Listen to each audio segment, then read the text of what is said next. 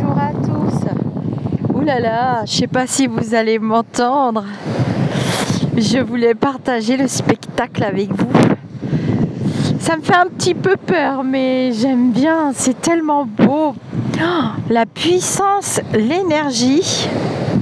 Je vais pas beaucoup parler. On va juste regarder le spectacle. Alors, je suis toujours aux Arros, à Soulac-sur-Mer. Alors, vous avez Soulac tout au bout là-bas. Et puis, par ici, le phare du Cordouan. Bon, il y a un monsieur qui pêche. Je sais pas comment il fait. Voilà, là-bas. Je vais essayer de grossir la vidéo. Et de l'autre côté, par là-bas, vous avez Royan.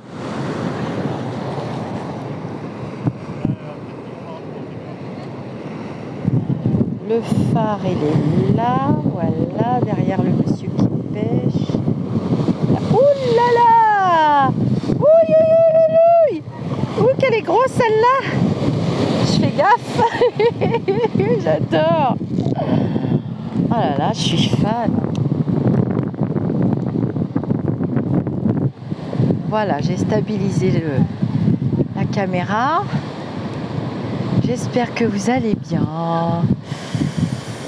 Nous sommes à la mi-août 2022 et c'est les gros coefficients de marée.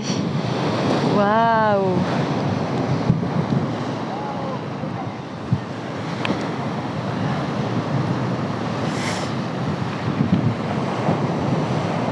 Ça nous fait une petite méditation et on profite de l'énergie. Ouh là là, quelle est... Wow, je fais attention. Ouh. Ah, on est aux premières loges là. Je fais quand même attention. Je vais pas me faire engloutir tout de suite. Ah, j'adore.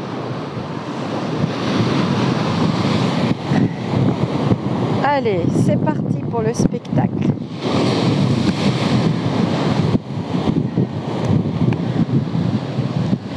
Si jamais je cours,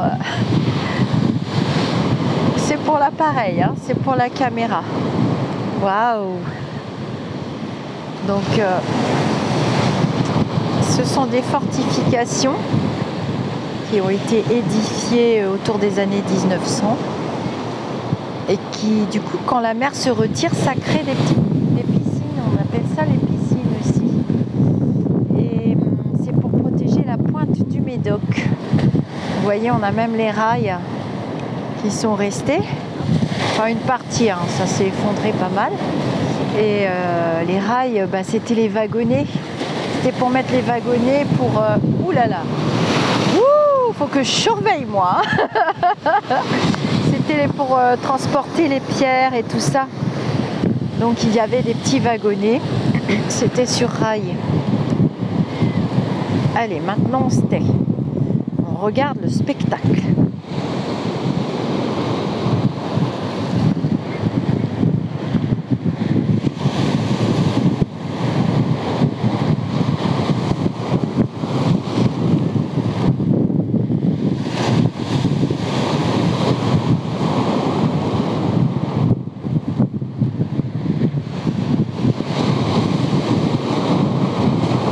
Ouh là là, celle-là va taper. Ouh là là là là là. Ouh. Oh, et celle-là. Oh, et je respire et... Oh là là. Alors là, vous voyez, on est obligé d'être dans l'instant présent.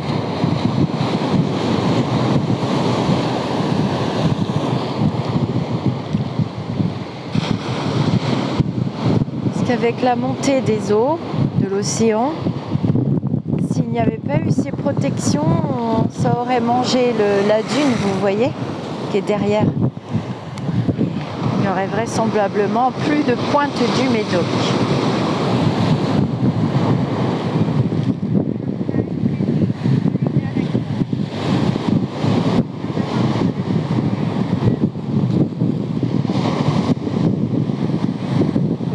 Un gros coefficient.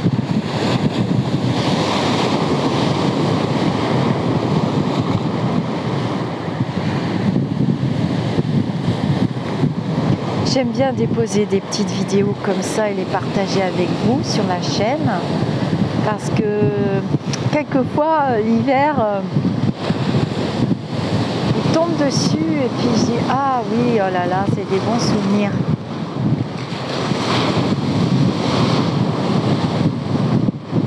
Ça va passer par-dessus et aujourd'hui la mer va monter jusqu'à au-dessus des Arrosses. Presque à la dune, presque jusqu'à la dune. Ah, celle-là va taper fort.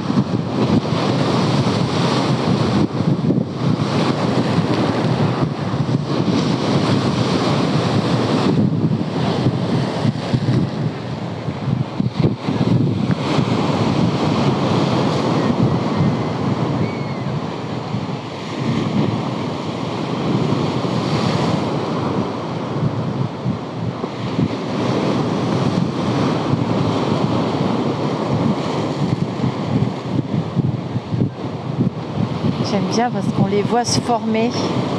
On voit la houle.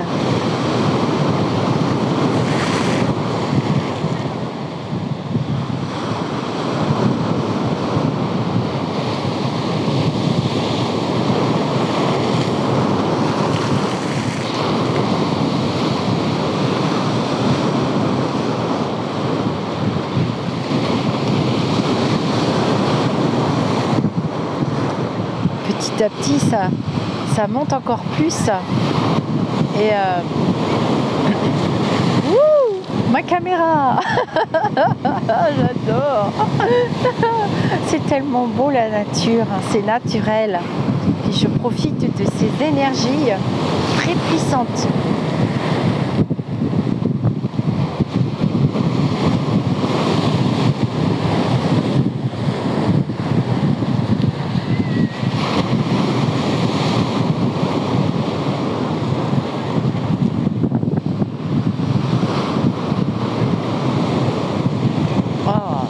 J'ai vraiment cette passion pour l'océan, tout ce qui est naturel. Oh, ouais, va être grosse celle-là.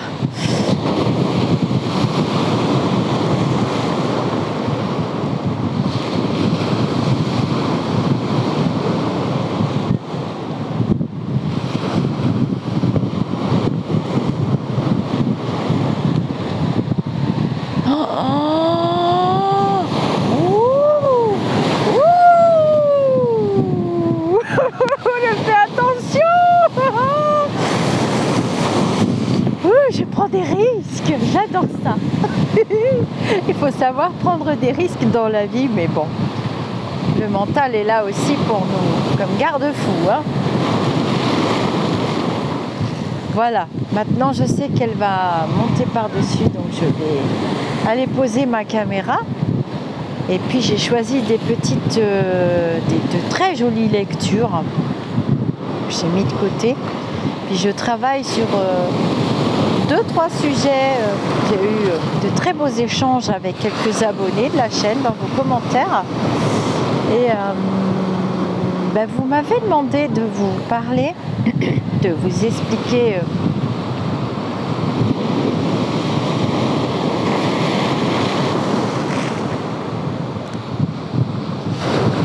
waouh. Du coup, j'arrive plus à... Ah, je suis complètement hypnotisée. Oui, donc vous m'avez... j'ai eu de très beaux échanges avec des abonnés dans les commentaires. Parce que c'est avant tout une chaîne de partage de mes passions, de ce que j'aime et des enseignements aussi que j'ai reçus. Alors nous avons été plusieurs à discuter avec une dame, je crois qu'elle s'appelle Mylène, enfin c'est son pseudonyme, qui maintient que la médiumnité n'est pas un don et que nous sommes tous médiums. Je vous ai fait l'instant de lecture d'Alison Dubois, qui est tout de même avec Chico Xavier et d'autres grandes médiums, Madame Daré, et puis d'autres encore pour lesquelles j'ai un profond respect et une grande admiration.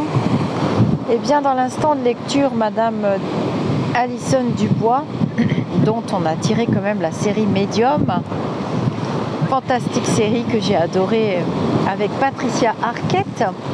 Ouïouïouï. Eh bien non, non, on sait tous chanter. Non, nous ne sommes pas tous médiums. Nous avons tous une mémoire dans notre esprit, notre mémoire akashique. Concernant la faculté de médiumnité, le don, je maintiens que c'est un don. On sait tous chanter, mais on ne sera pas tous de grands chanteurs et de grands professionnels de la chanson, mais encore heureux, hein, parce qu'il faut quand même, enfin il est nécessaire que nous ayons des oulala, qu'elle est grosse celle-là, des diffés. Ouh je me suis retournée. Oui, il était temps. Je ne sais même pas si vous m'entendrez dans la caméra. C'est un don. La médiumnité, quand elle atteint un certain niveau, la médiumnité, le mot médium est un mot qui a été posé par Allan Kardec, qui est l'explorateur et le pape du spiritisme en France. Ensuite, ça a été importé au Mexique, au Canada, puis dans tous les pays du monde, le spiritisme. L'étude des esprits, des purs esprits que nous sommes, médium, qui veut juste dire milieu, intermédiaire. C'est la capacité pour des êtres humains, des êtres incarnés, de communiquer avec des entités spirituelles qu'on ne voit pas avec nos yeux physiques. Ouh là là! Alors on peut dire que c'est des défunts, des êtres galactiques, vous mettez les mots que vous voulez, je suis même pas sûre qu'on m'entendra, tellement ça fait du fracas, cet océan là qui n'est pas très sage aujourd'hui. Donc pour vous resituer un petit peu, la capacité de médium. Alors oui, vous trouverez littérature, on est tous médiums, nana, ça fait vendre les livres, c'est tout, mais la plupart des grands médiums ou pas grands médiums, enfin on se réfère quand même aux plus connus, ceux qui sont le plus doués de communiquer avec des défunts ou des entités non incarnées sur le plan terrestre. Eh bien on est quand même à peu près tous d'accord. Je prends des risques, hein. Non, nous ne sommes pas tous médiums. Alors la dame après a expliqué que oui, lors d'un choc, talali, talala, une NDE, tout ça, oui, vous pouvez retrouver des capacités spirituelles. Cependant, ça veut dire que vous étiez déjà médium et que vous aviez déjà la possibilité de le faire. Que ce choc que vous avez eu d'une manière ou d'une autre, maladie ou accident, vous a permis de récupérer cette fonction. Mais non, on n'est pas tous médiums. Et on n'est pas tous au même niveau et avec les mêmes compétences. Chaque médium a ses points forts et ses points faibles. C'est à lui de les trouver. Par exemple, moi, mes points forts, c'est de faire des prophéties, d'aller voir ce qui se passe dans le futur et un petit peu dans le passé. Donc, on appelle ça la précognition ou la rétrocognition. Et puis, il y a d'autres médiums qui ont la capacité de communiquer avec les défunts. Moi, j'ai cette capacité aussi, mais ce n'est pas ma tasse de thé. Ce sont les médiums spirites. Après, il y a des médiums qui sont plus sensitifs, il y en a d'autres qui sont plus pour les arts artistiques, peinture médiumnique, comme les sisters Lumi, Soledad et Maria, hein, vous avez cet exemple-là aussi. Donc on a tous des points forts. Alors j'assimile ça aussi, on peut parler aussi d'un instrument de musique. On peut tous apprendre à jouer de la musique, c'est pas le problème, mais est-ce qu'on deviendra pour autant des musiciens, puis d'excellents musiciens, puis des virtuoses? Là est toute la différence, vous voyez? Et puis il y a des écueils aussi pour le médium. Waouh! Je sens que je vais avoir les pieds mouillés. Bon, je referai un sujet plus détaillé. J'ai trouvé de la lecture pour étayer le sujet et l'ancrer, le fortifier. J'aime beaucoup étayer des sujets, les explorer et les ancrer par rapport à des lectures précises, des lectures fiables. Voilà. Il y a des gens qui vont passer. Donc, attention, oulala. Donc j'expliquais. Waouh! Oh là là, c'est magnifique. Voilà, donc c'est pour ça que dans les ABC de la médiumnité que j'ai commencé à faire, je n'écris pas de livres, j'écris des vidéos et je les partage parce que s'il n'y a pas de partage, je m'ennuie. Je n'aime pas ça. Ça fait partie de mes goûts, ça fait partie de ma personnalité. Et donc j'aime bien prendre des lectures et puis ça permet de poser le socle du sujet. Et puis j'aime aussi les journaux d'élus lumineux avec le chat. Et puis à la rentrée, à partir de la rentrée justement, je proposerai des journaux d'élus lumineux. Ce seront des instants d'élus lumineux et de l'élégance spirituelle d'élus lumineux. On pourra échanger sur des sujets précis que vous choisirez. Je ferai un sondage, c'est par rapport à tous les questionnements que vous avez eus cette année.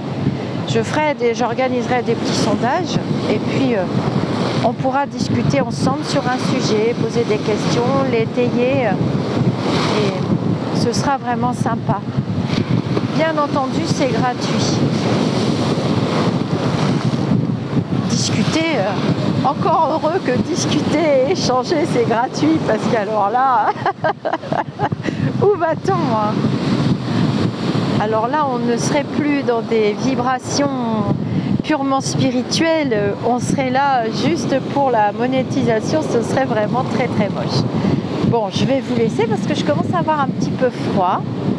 J'espère que vous allez bien, que vous vous posez aussi quelques instants pour reposer vos esprits. Des fois, ça surchauffe. Ouh là là! Hop. Voilà, c'est énorme.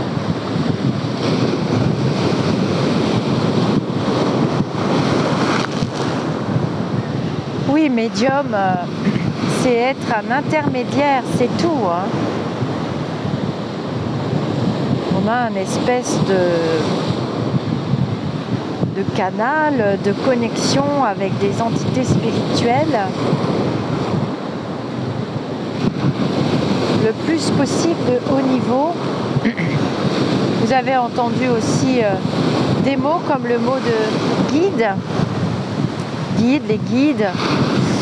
Bon, moi, mes lumineux, ils préfèrent le mot accompagnant, spirituel.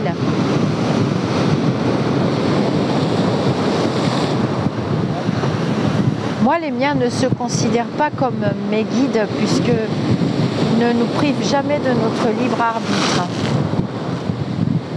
Ils nous accompagnent dans notre chemin d'incarnation, dans cet instant de vie. Bon, je vais couper, j'ai froid. Je vous dis namasté et à très bientôt.